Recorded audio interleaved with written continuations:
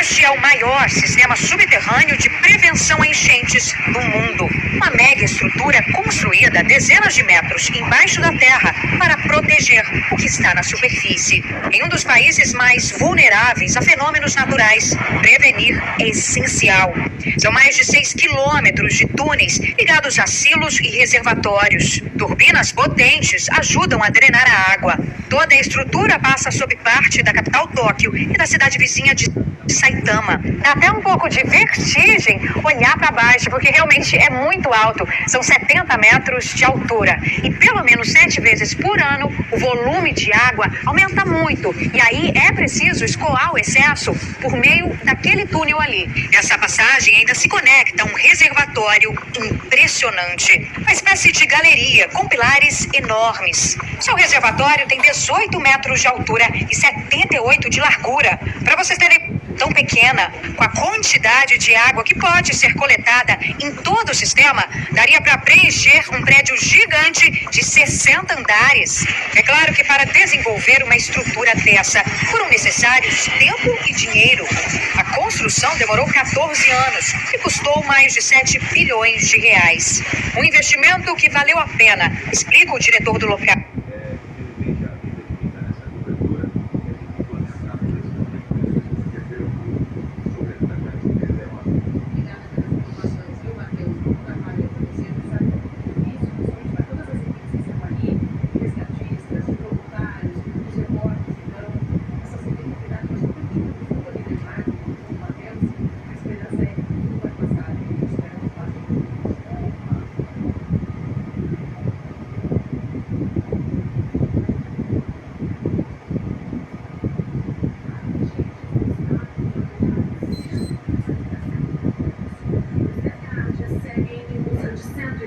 Desaparecidos e a Defesa Civil emitiu um alerta para novas inundações no Rio Grande do Sul em vários municípios.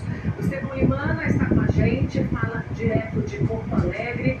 Estevão, localiza a nossa audiência, onde é que você está e como é que está a situação por aí hoje? Boa tarde. Boa tarde a você, ao Uribe, a todos que estão nos assistindo. Eu falo do Centro Histórico de Porto Alegre. Atrás de mim, para poder trazer como referência, está o Palácio Piratini, que é a sede do governo do estado e também a casa do governador.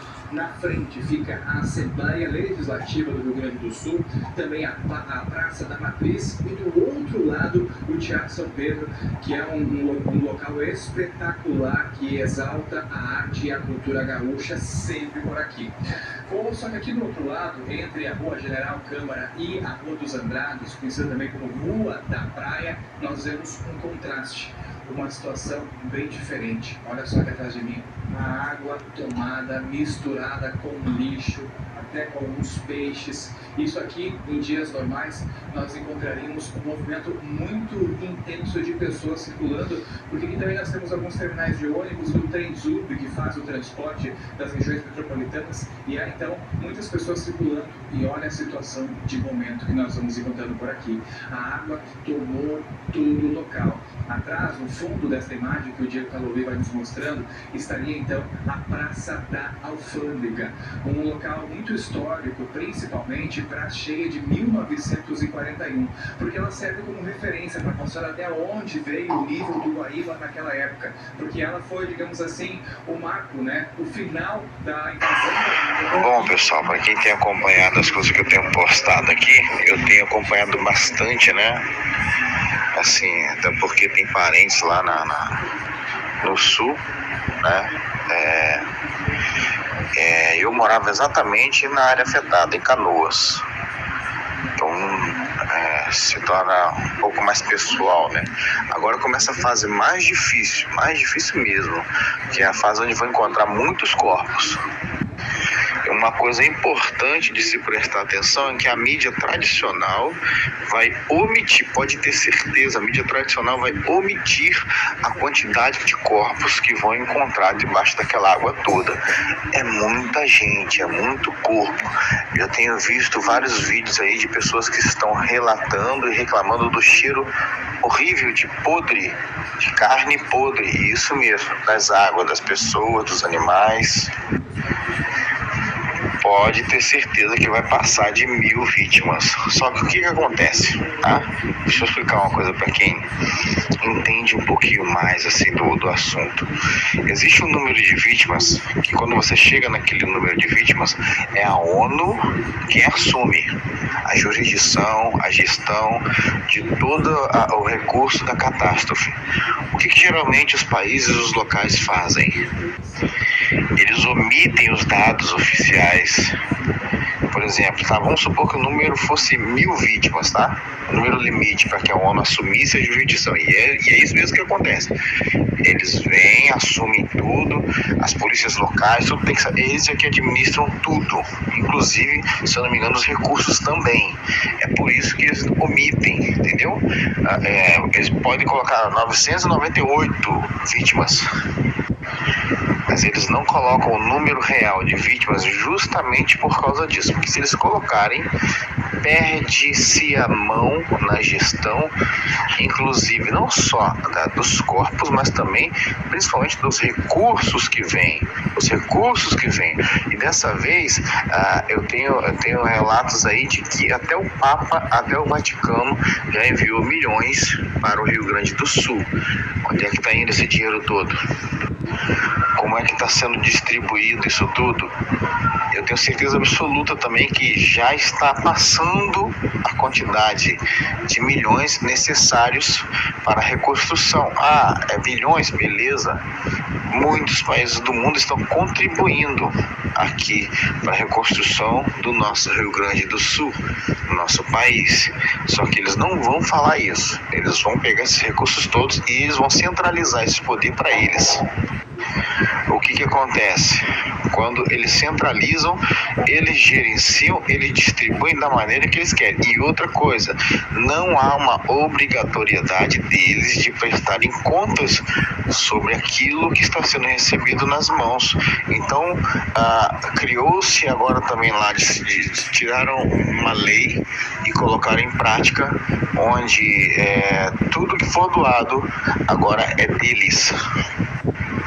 Isso é uma lei inerente a catástrofes, né, tragédias, só que acaba sendo uma coisa meio nebulosa, porque eles pegam para eles tudo, seja colchão, seja alimento, seja roupa, seja dinheiro, seja tudo, é tudo dentro da mão deles, e aí depois ninguém sabe como é que isso foi distribuído ou se foi distribuído. Então, voltemos à normalidade do Brasil, que infelizmente muitos já estão planejando ganhar com uma tragédia e com muitas mortes. Escrevam aí que eu estou dizendo. São muitas e muitas e muitas mortes. Muitos corpos vão ser encontrados. Tá? Muitos corpos vão ser encontrados, infelizmente. Tem muita gente embaixo daquelas águas que ainda não baixaram. Pensa comigo, se tem aquela gente toda que foi retirada durante a enchente, com barcos, jet skis e um monte de coisa lá, imagina o tanto de gente que lá no sul, né, tem muita pessoa de idade também, como em todos os lugares, mas lá tem bastante. Eu sei que eu morei lá. Imagina quantas pessoas não conseguiram sair de suas casas, quantas pessoas acreditaram que a enchente não ia chegar até lá e de uma hora para outra veio como se fosse uma tromba d'água e arrastou tudo. O prefeito de Canoas, né, o local que está em evidência aí, eu esqueci o nome da lei, como é que se fala, mas é como se fosse uma liminar, né, como se fosse uma lei emergencial, já emitiu isso para a população, requerendo, dizendo que eles têm o direito agora de requerer tudo aquilo que for de doação, tudo aquilo que for de voluntariado tem que passar pela mão deles agora. Antes as pessoas poderiam chegar lá e doar, né, de boa vontade, e até é como se fosse produtor-consumidor, né, e direto ao consumidor, direto àqueles que estão necessitando. Agora não, se você for doar quentinha, for doar comida, doar recursos, você tem que doar só para os pontos de coleta da prefeitura e do governo local. É isso que eles estão fazendo, e isso está errado. Acredito que a mídia vai começar a falar, agora já estamos a todo vapor, começando a reconstrução, né? Vamos aqui fazer novas estradas, levantar os prédios e as casas. Estamos aqui com deixa eu ver, o aluguel e isso, o tão famigerado aluguel social, que é uma fonte de recurso infinita para uns vagabundos de plantão. Então, quando eles começarem a falar isso, é porque eles não estão querendo dizer a quantidade de corpos que estão tirando. E uma coisa, pessoal, para quem acompanha as coisas que eu falo aqui já há muito tempo, procure saber sobre o livro 1984 de George Orwell. Vocês vão saber exatamente o que está acontecendo e o que acontece com tragédias, catástrofes, com um povo quando ele obrigatoriamente ele é manipulado, um sistema se adona das pessoas, de tudo que elas têm, né? E ele é o gestor. O que eu percebi atualmente, nesses dias agora, essa semana, eles estão fazendo uma cortina de fumaça, que é dizer que tudo é fake news. É fake news, só que o que acontece? O que eles estão dizendo que é fake news é o contrário, é verdade. Eles não querem que o povo, quem está de fora, acredite nas verdades que o povo está contando. Então eles criaram essa barreira de proteção sobre o timbre, sobre o emblema, sobre a cortina de fumaça veiculada como fake news. Então, se algum, até deputado aqui brasileiro, aqui do Rio de Janeiro, carioca, tem um monte de gente denunciando várias coisas e o poder maior está dizendo que é fake news. Então a gente tem que estar atento com isso. Por quê? Pode parecer uma grande bobagem para você que só gosta de ver sua novelinha, só gosta de acompanhar o seu TikTok, o seu Facebook, mas se amanhã ou depois acontecer algum tipo de catástrofe dessa no nosso estado, na nossa cidade, no nosso bairro, você precisa saber como funcionam as coisas para que você não fique vendido em situação alguma. Nem você, nem a sua casa, nem os seus filhos, nem os seus parentes. As pessoas precisam ser mais inteligentes. Elas precisam entender melhor como é que funcionam as coisas, muito além e muito mais profundo do que um videozinho rápido que todo mundo gosta de ver e dar risada. Isso é muito perigoso. Uma coisa importante que eu lembrei agora, em épocas de pandemia, guerra, esse Kawaii, o TikTok e esses outros aplicativos, em todos os outros países do mundo, eles ficavam passando vídeos sobre depressão, sobre doenças psicossomáticas, sobre coisas que estavam levando pessoas ao suicídio e um monte de outras coisas que estavam levando as pessoas a ficarem mais doentes. Tanto é que após a pandemia, até hoje, muita gente não conseguiu se recuperar de vez mentalmente. As pessoas estão abaladas. Eu trabalho na área da saúde, eu sei que qualquer coisa hoje, as pessoas estão surtando, estão tentando se matar e por aí vai. A coisa ficou pior após a pandemia e foi um gatilho. Lá nesses países não. Durante a pandemia, durante as guerras, eles estão passando vídeos só de guerras, de se preparar, sobre a população. Acredite você ou não, até as crianças eles estão passando vídeos de treinamentos para a guerra, treinamentos para a sobrevivência, enquanto que no resto do mundo os mesmos aplicativos que são deles estão passando vídeos de pessoas com depressão, pessoas querendo se matar, pessoas, né, com doenças que na verdade não existem na cabeça. Para você que não entende alguma coisa ou que julga mal, pode parecer que isso tudo é uma grande bobagem, mas se de fato as coisas acontecem e acontecem do jeito que eles programam, todo o resto do mundo está despreparado psicologicamente. E eles não, eles estão se tornando uma nação cada vez mais forte. Eles não ficam vendo videozinhos idiotas de besterol o tempo todo. Isso nem é permitido lá. Vídeos de porcaria, de sacanagem, eles não deixam passar no país deles. Na China, Coreia do Norte, eles não deixam.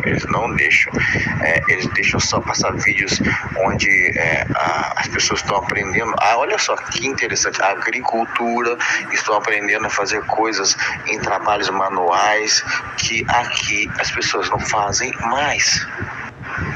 Quer ver só um exemplo? Um exemplo bobo, bem idiota assim. Eles passam um vídeo de uma pessoa que sabe abrir uma lata de conserva sem usar abridor de latas, enquanto aqui para nós eles passam vídeos de pessoas que estão ficando milionárias com carrões e cheio de mulherada e bebidas. Aí o ocidental, né, fica todo iludido. Haja vista aí, se pegarmos, a gente está vendo agora nessa tragédia, infelizmente é uma coisa triste de se ver, eu não queria ver, né? Mas acabei constatando que eu já sabia, o exército totalmente despreparado, o exército tendo que ser resgatado por moradores com tratores. Eu vi vídeo de caminhão submerso, caminhão do exército submerso, soldados recrutas sem saber o que fazer, gente presa na mata e presa na estrada cheia de lama, e os agricultores que foram lá resgatar, inclusive carreta, consertaram carreta, tanque de guerra, não souberam nem usar o tanque. Olha só, esse é o exército, gente. Então, quando eu falo coisa do tipo, você sabe de onde é que vem o seu arroz? Começa a comprar um pouquinho mais de arroz, tá? Isso não é uma brincadeira. Isso não é uma brincadeira. Isso é uma coisa séria. E isso está acontecendo bem agora e no mundo todo. Talvez não no seu mundo, que não fica ligado nisso. O seu mundo talvez seja só de ir pra rua, fazer o que você quer. Só que se acontecer, como está acontecendo em vários outros lugares ao mesmo tempo, tá? E se você acha que estado de calamidade está só no Rio Grande do Sul, aqui no Brasil, não está não, tá? Dá uma investigadazinha na internet aí. Se você acha que isso aí está muito longe de acontecer com você, ou no nosso bairro, ou no nosso município, ou no nosso estado, cuidado com a sua linha de pensamento. Você está se colocando em risco e está despreparado. Temos hoje uma gama infinita de pessoas, e eu estou falando do que eu conheço, que não aguentam o peso do próprio corpo. Não aguentam o peso do próprio corpo. Como é que alguém assim consegue fugir de algum mal que está vindo? Como é que alguém assim consegue sobreviver diante de uma catástrofe? Vai ser carne na panela, não vai ter jeito. Você precisa fazer alguma coisa para que você não vire e seja um referencial para os seus, para que os seus também não virem estatística. Para que os seus não virem estatística. Cuide da sua saúde, cuide do seu corpo, tenha sabedoria, cuide da sua casa. Veja bem, o Rosul é um dos maiores produtores de vários itens que vão ou que vem à nossa mesa aqui do nosso lado e mais para cima do Brasil também. Se você vê os vídeos, há animais, fazendas inteiras de gado, de porcos, todos mortos. Isso no espaço de horas. Não é de surpreender que de repente o governo anuncie uma espécie de desabastecimento programado, alguma espécie de rodízio, para que o país inteiro não fique desassistido, né? Isso aí talvez uma desculpa que eles vão dar. E aí? A sua casa está preparada para uma coisa assim? Aqueles que conhecem o meu canal sabem que eu procuro criar um pouquinho de animais, procuro fazer algumas coisas de uma maneira manual, artesanal, com madeira, com martelo, com essas coisas que parecem bobagem. Tem um galinheiro, tem umas plantas comestíveis, tem umas plantas que são remédio. Só que isso faz a diferença entre você sobreviver em uma época de morte ou você ser mais um que morreu.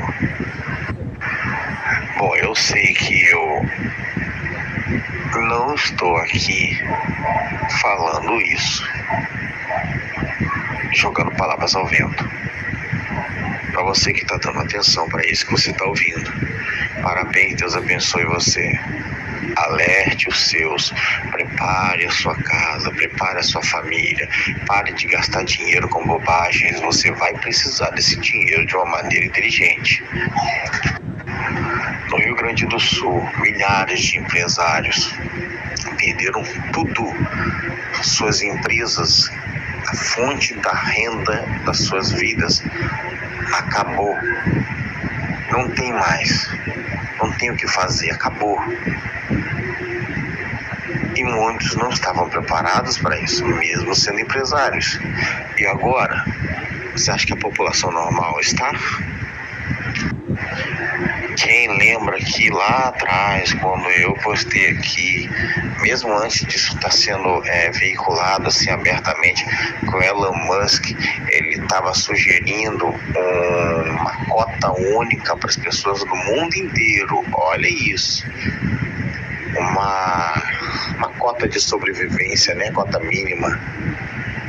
Você tem alguma dúvida de que isso está prestes a acontecer?